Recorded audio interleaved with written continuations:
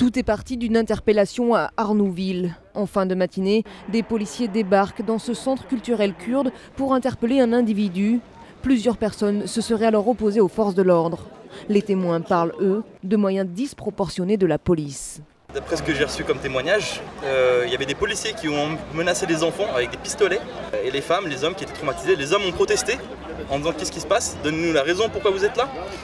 En voyant leurs femmes se faire taper, aussi ont réagi.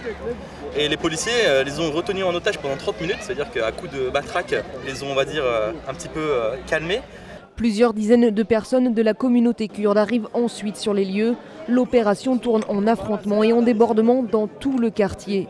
Des voitures de police sont caillassées et des poubelles incendiées. Des CRS sont alors appelés en renfort et un hélicoptère de la sécurité civile a aussi été déployé sur place.